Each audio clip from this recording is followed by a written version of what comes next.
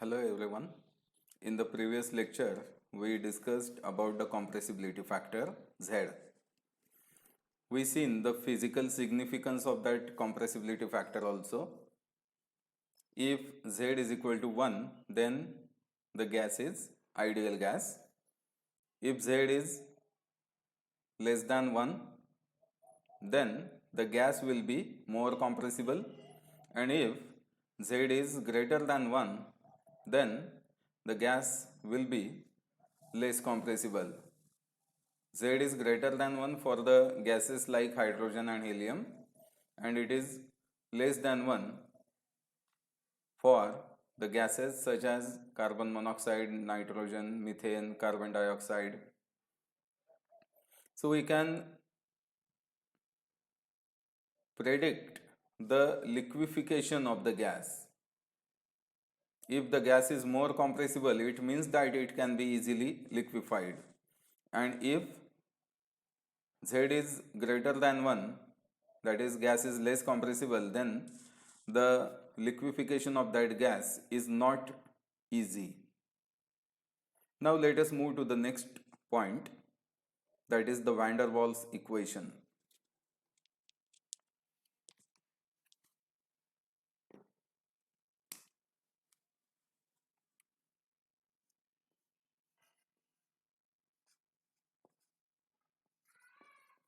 The van der Waals equation of states.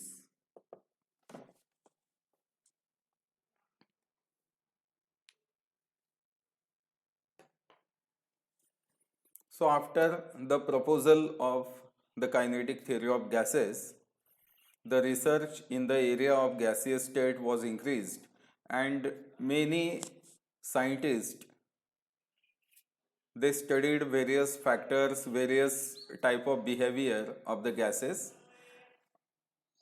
based on the assumptions of the kinetic theory of gases. They found that most of the assumptions of this kinetic theory of gases are in good agreement with the behavior of the gases, but few of the assumptions are not applicable to the real gases. And that's why the real gases does not obey the ideal gas equation PV is equal to nRT. So Van der Waals also identified two of the assumptions which he thought as if are not correct. The first assumption identified by Van der Waals is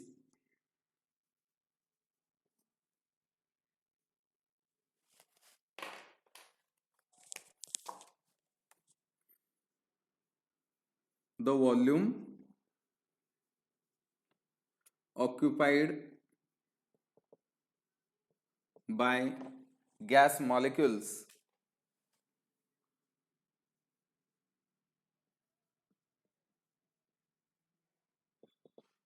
is negligible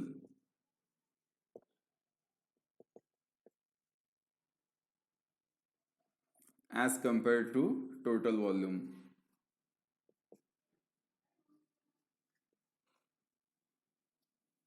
of the gas. This assumption was found incorrect by Van der Waals. Another assumption he identified to be incorrect is the intermolecular forces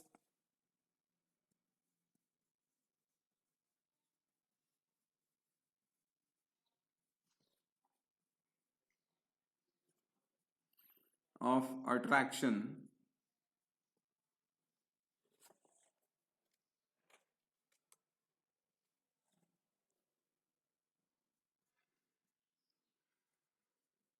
between gas molecules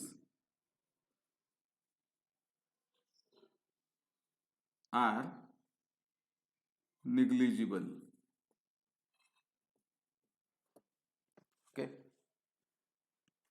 the kinetic theory of gases, it assumes that the volume occupied by the gas molecules is negligible as compared to the total volume. So we have seen this. Okay, suppose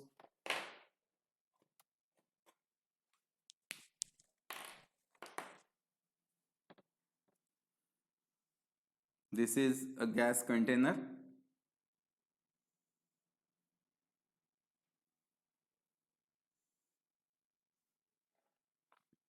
These are the gas molecules. आपण वेगळ्या कलरने दाखवू gas molecules. These are the gas molecules. This is the total volume. Okay.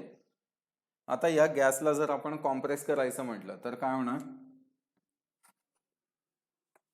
तो gas compress होईल.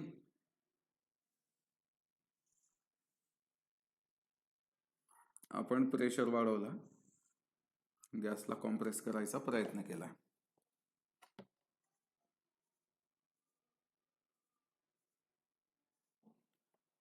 आता काय झालं? त्यांच्यातलं अंतर कमी झालं. गॅस मॉलिक्युल्स मधलं अंतर जे ते कमी झालं. आपण अजून कॉम्प्रेस केलं.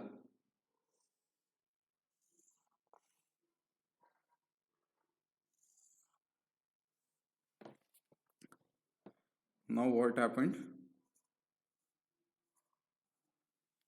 The distance between the gas molecules decreased further. Okay?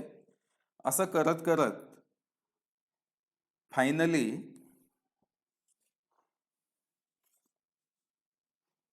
आपण त्याला पूर्ण प्रेशर देऊन दिलं जितकं आपल्याला शक्य होता.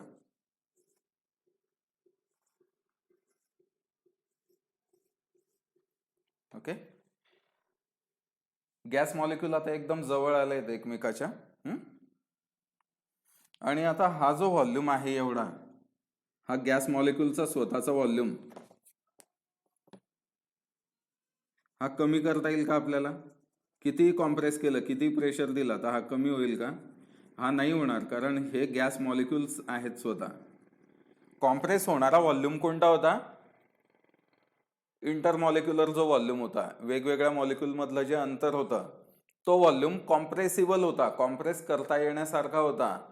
But the actual volume of gas molecules is not compressible. आता याच्यापेक्षा जास्त याला कॉम्प्रेस नाही करू शकत आपण.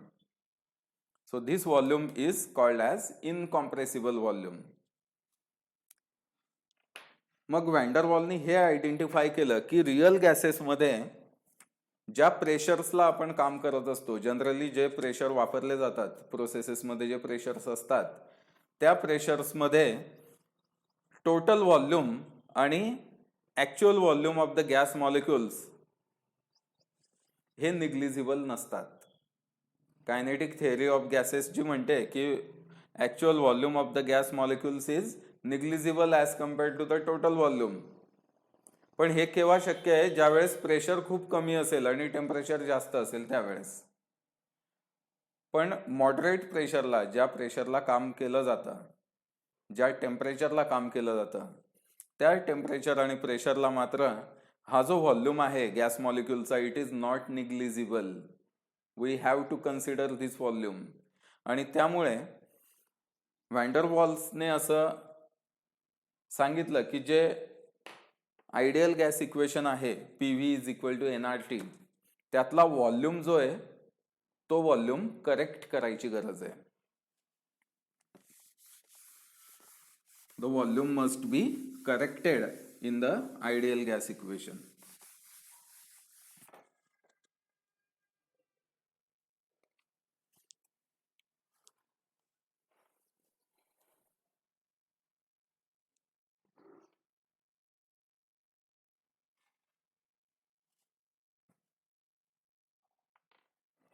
मग तो व्हॉल्यूम कसा करेक्ट करता येईल?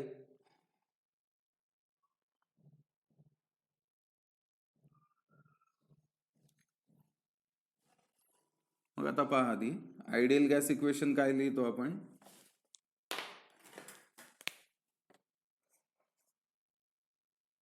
PV is equal to nRT. पण पहिल्या अझम्पशनमुळे व्हॅन डर वॉलने काय सजेस्ट केलं, this volume must be corrected. आता सेकंड अझम्पशन पहा, the intermolecular forces of attraction between gas molecules are negligible. पण हे खरं आहे का? कायनेटिक थिअरी ऑफ गॅसेस मध्ये असं म्हटलेलं आहे, पण ऍक्च्युअली जर विचार केला, खरोखर ज्या वेळेस व्हॅन डर वॉलनी हे तपासून बघण्याचा प्रयत्न केला, त्यावेळेस त्यांनी विचार केला की व गॅसेस नेमके कसे आहेत. See, this is gas container.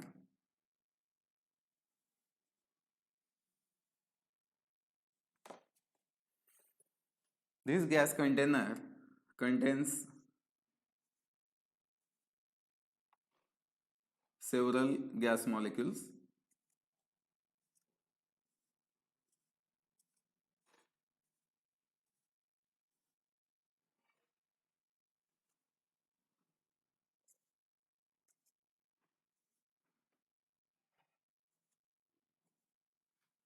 These molecules are always in a state of motion. हे मॉलिक्यूल स्टेट ऑफ मोशन मध्ये असतात. ओके, इथपर्यंत बरोबर आहे, याच्यात काही अडचण नाही. असतात ते खरोखर मोशन मध्ये. पण आता हे सेकंड अझम्पशन काय सांगताय, the intermolecular forces of attraction between gas molecules are negligible. म्हणजे ह्या गॅस मॉलिक्युलचा एकमेकांवरती काहीच परिणाम होत नाही, अट्रॅक्शन पण नाही, रिपल्शन पण नाही, असं ह्या अझम्पशनचं म्हणणं आहे. आपल्याला माहिती आहे की गॅसचं प्रेशर कशामुळे असतो. The pressure of the gas is because of the bombardment of the gas molecules on the wall of the container. या कंटेनरच्या वॉलवरती हे कंटिन्युअसली मूव्ह होणारे मॉलिक्यूल आदळत आहेत, कोलाइड होत आहेत, बंबार्ड होत आहेत. त्यामुळे त्या गॅसचा जो काही असेल तो प्रेशर आहे. ओके, आता या अझम्पशनच्या अनुषंगाने विचार करा, जर यांच्यामध्ये काहीच अट्रॅक्शन नसेल तर काय होईल, गॅस मॉलिक्यूल डायरेक्टली जाऊन आदळतील वॉल ऑफ द कंटेनर वरती आणि प्रेशर आपल्याला चांगला मिळेल. पण जर या गॅस मॉलिक्यूल मध्ये अट्रॅक्शन असेल, then what will happen. Van der वॉलनेच हा विचार केला की जर यांच्यामध्ये, जर म्हणजे रिअल गॅसेसमध्ये अट्रॅक्शन असतंच, अट्रॅक्टिव्ह फोर्स आहेच, मग त्यांनी विचार केला की ज्या वेळेस समजा हा गॅस मॉलिक्यूल जो आहे हा जाऊन आदळतोय इथे वॉलवरती, त्यावेळेस त्याच्या आजूबाजूचे जे मॉलिक्युल्स आहेत ते त्याला अट्रॅक्ट करतात स्वतःकडे. They are pulling back this gas molecule. ते या गॅस मॉलिक्यूलला स्वतःकडे ओढताय. आणि त्यामुळे ज्या प्रेशरनी तो जाऊन आदळायचा आहे त्या प्रेशरनी तो जात नाही, कारण तो जाऊन आदळायला लागतोय, मागे त्याला ओढतात, थोडंसंच ओढतात, खूप जास्त ओढतात अशातला भाग नाही, थोडंसं त्याला मागे पुल करतात, पण त्याच्यामुळे प्रेशर कमी होतोय. आणि आयडियल गॅस इक्वेशन मध्ये मात्र प्रेशर कसा घेतलाय, या अझम्पशनच्या बेसिसवरती की बा अट्रॅक्शन नाहीच आहे, म्हणजे हा प्रेशर जास्तीचा येतो याच्यामध्ये. रिअल गॅसेस मध्ये हा प्रेशर इतका नसतो, it is less than the ideal pressure. आणि त्यामुळे ह्या प्रेशर मध्ये सुद्धा करेक्शन झालं पाहिजे असं व्हॅन डर वॉलनी सांगितलं. बघा, मॉलिक्यूल ह्या वॉलवरती जाऊन आदळेल त्यावेळेस त्या गॅसचा प्रेशर क्रिएट होईल, पण हे बाकीचे मॉलिक्यूल काय करतायत, त्याला मागे ओढतायत स्वतःकडे. दे आर अट्रॅक्टिंग आणि ते त्याला मागे ओढताय, त्यामुळे त्याचा प्रेशर कमी होतोय, तो कमी स्पीडने जाऊन आदळतोय. कशामुळे की इंटरमॉलिक्युलर फोर्सेस ऑफ अट्रॅक्शन काही ना काही प्रमाणामध्ये तिथे आहेत. पण कायनेटिक थिअरी ऑफ गॅसेस काय म्हणते की तिथे असं काही अट्रॅक्शन नसतंच. देअर इज नो अट्रॅक्शन, किंवा जे काही असेल इट इज निग्लिजिबल. ओके, पण व्हॅन डर वॉलने असं ऑब्झर्व केलं की हे अट्रॅक्शन निग्लिजिबल नाही, या अट्रॅक्शनमुळे प्रेशर कमी होतोय. मग त्यांनी या दोन गोष्टी या आयडियल गॅस इक्वेशनमध्ये करेक्ट करण्याचा प्रयत्न केला. त्यांनी प्रेशर करेक्शनही केलं आणि व्हॉल्यूम करेक्शन सुद्धा केलं. So let us see how the pressure and volume correction is done by van der Waals.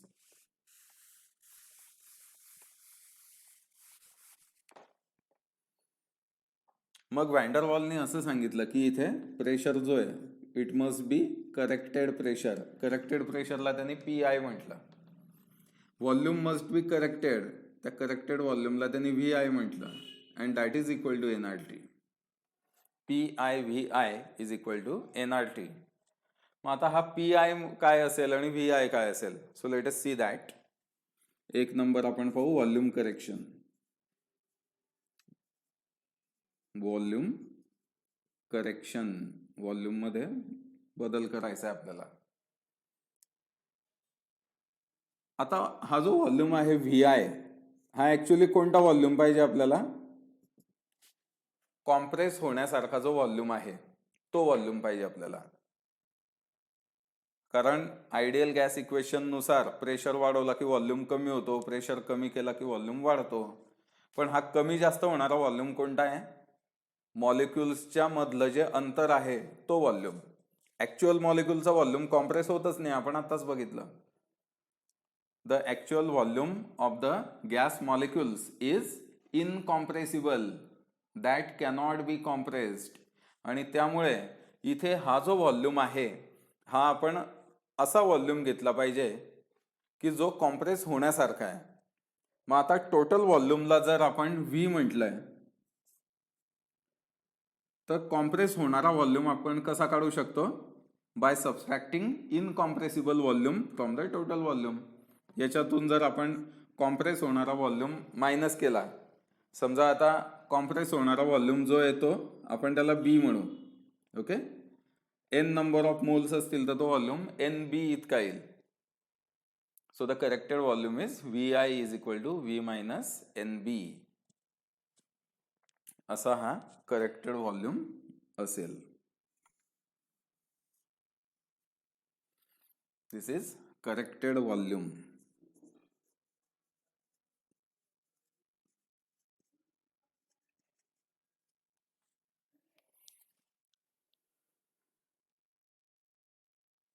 Pressure correction सुद्धा त्याने केलं.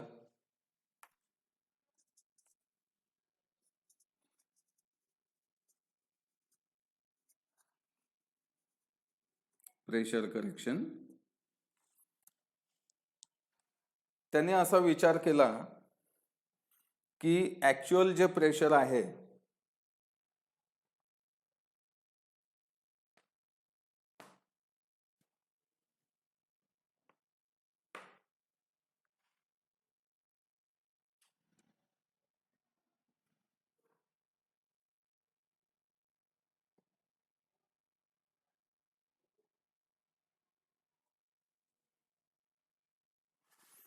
जे प्रेशर आपण ऑब्झर्व करणार आहे त्याला त्यांनी P म्हटलं. त्याने असा विचार केला की हे जे ऑब्झर्व केलं जाणारं प्रेशर आहे ते आयडियल प्रेशरपेक्षा PI is the ideal pressure, VI is the ideal volume.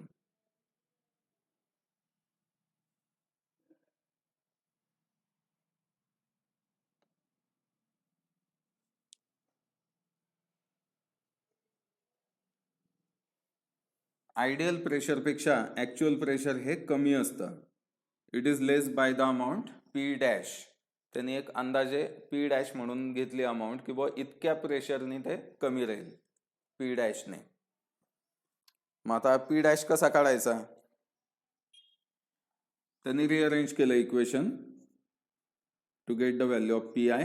So PI is equal to P plus P' है ना. या P' ला इकडे पाठवलं, मायनसचा प्लस झाला, P plus P' is equal to PI.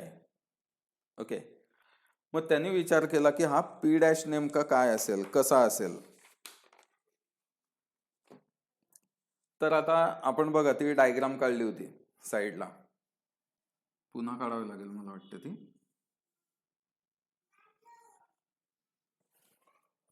छोटी काढतो थोडीशी. तर हा मॉलिक्यूल आहे, हा मॉलिक्यूल इकडे भिंतीवर जाऊन आदळतोय वॉल ऑफ द कंटेनरवर, त्याच्या आजूबाजूला हे काही मॉलिक्युल्स आहेत. ओके, नाउ सी प्रेशर कमी कशामुळे होतोय, कारण हे बाकीचे त्याला ओढत आहे स्वतःकडे. The neighbouring molecules are pulling back the molecule going to bombard on the wall of the container. आता जर ह्या ओढणाऱ्यांची संख्या जास्त झाली तर काय होईल, प्रेशर कमी होईल, कारण ओढणारे जास्त आहे तर तो अजून कमी स्पीडने जाऊन आदळेल.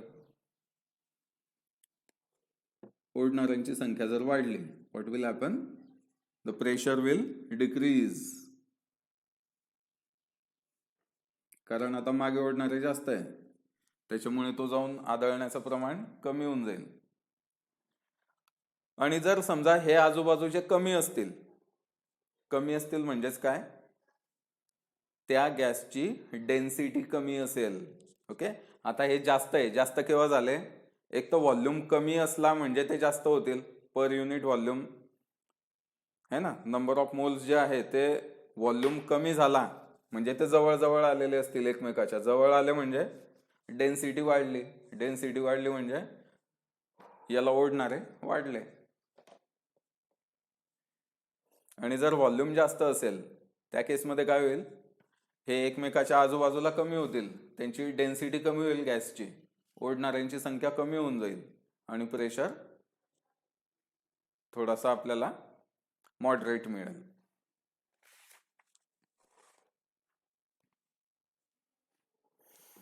So van der Waal found that this P dash is inversely proportional to the square of volume.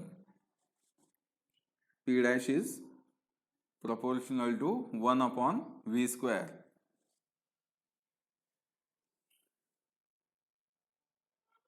Okay, मग अजून त्यांनी त्याच्यामध्ये शोध लावला की हे प्रपोर्शनॅलिटी साइन आपल्याला काढायचं आहे इथून.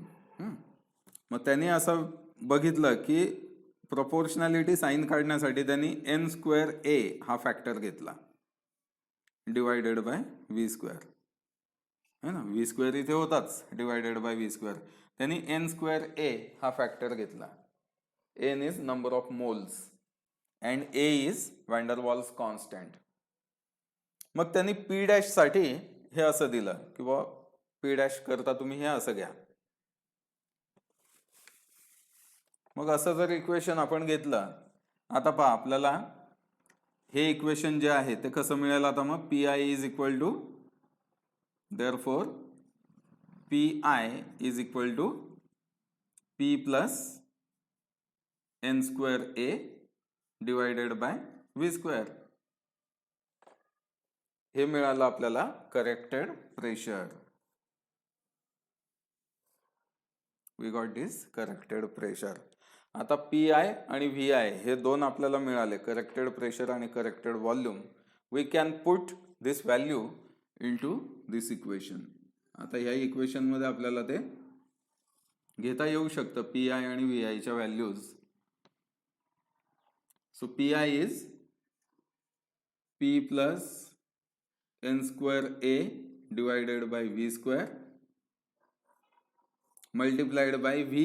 Vi means v minus nb. pi आणि vi दोघांच्या व्हॅल्यूज आपण घेतल्या and that is equal to nRT.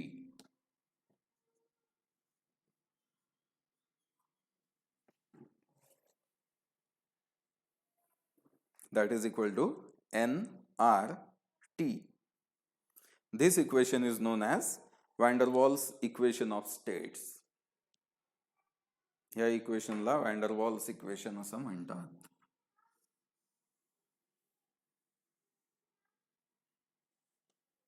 This is pressure, n is number of moles, a is van der Waals constant, v is volume, n is number of mole, and b is incompressible volume. This is also van der Waals constant. That is equal to nRT. So this is for n number of moles. For 1 mole, we can write the equation. For 1 mole, equation will become P plus A upon V square multiplied by V minus B, that is equal to RT. This is van der Waals equation for 1 mole of the gas. This is for n number of moles of the gas.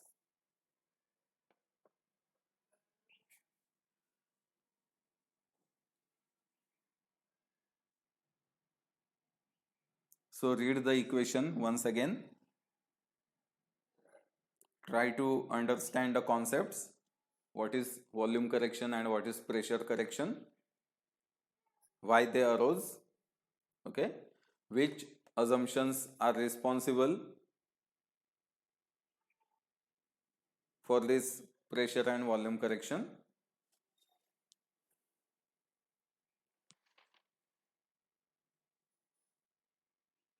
Okay. So now let us see the units of these van der Waals constants. Here we see the van der Waals constant A and van der Waals constant B. So what are the units of these constants? Let us see that.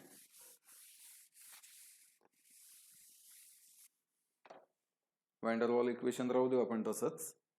आपल्याला फक्त unit बघायचे आहेत तिकडे. Units of van der Waals constants. आता बघा आपण pressure correction म्हणून काय घेतलं होतं? P dash is equal to pressure correction factor म्हणतात त्याला, P dash. It is equal to n square A divided by V square. Okay. Rearrange the equation for A साठी याला रिअरेंज करा. काय होईल ते equation? A is equal to P dash V square. हा V square इकडे denominator आहे, इकडे जाताना मल्टिप्लाय होऊन जाईल. So it will become P dash V square.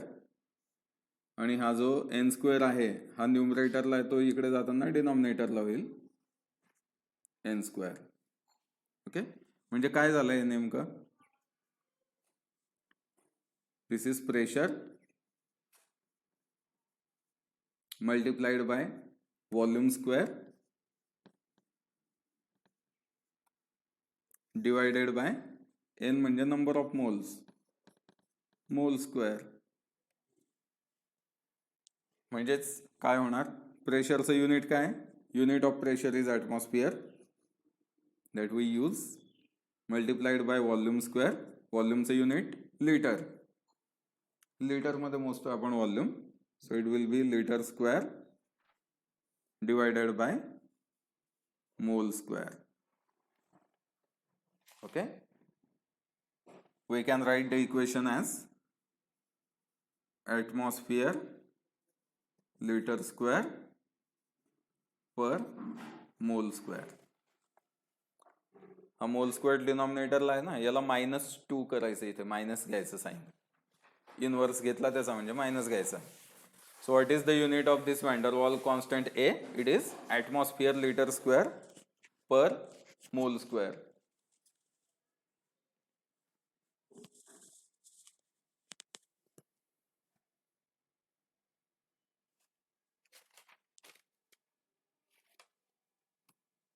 Okay. Another van der Waals constant is B. B म्हणजे काय सांगितलं होतं आपण? It is incompressible volume of the gas molecules per mole. Okay. B is the incompressible volume per mole of the gas molecules. आता व्हॉल्यूमच येतो म्हणजे त्याचे unit काय येणार? लिटर. पर मोल असल्यामुळे लिटर पर मोल. So the unit of B is litre per मोल.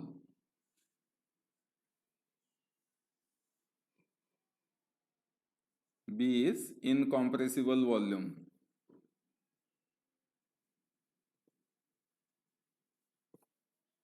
per mole, and that's why its unit is liter पर मोल. तुम्ही लिटर डिवायडेड बाय मोल लिहिलं तरी पण चालतं, किंवा litre multiplied by mole raise to -1 असं केलं तरी पण चालतं. So these are the units. Units सुद्धा लक्षात ठेवा, कारण मल्टिपल चॉईस मध्ये युनिट्सही विचारले जातात. 4 ऑप्शन दिले जातील, त्यातलं करेक्ट ऑप्शन शोधावं लागेल. आणि हे स्क्वेअर वगैरे मध्ये गडबड होते, त्यातल्या त्यात मायनस कुठे घ्यायचा प्लस कुठे घ्यायचा त्यातही गडबड होते. त्यामुळे हे युनिट्स चांगले लक्षात ठेवा. एखाद्या पेजवरती सगळ्या याचे इक्वेशन्स आणि युनिट्स लिहून ठेवा. Okay, so this is all about the van der Waals equation of states. So we shall stop here. In the next lecture we will discuss about the critical phenomena. Okay, so good luck for the exams. Thank you.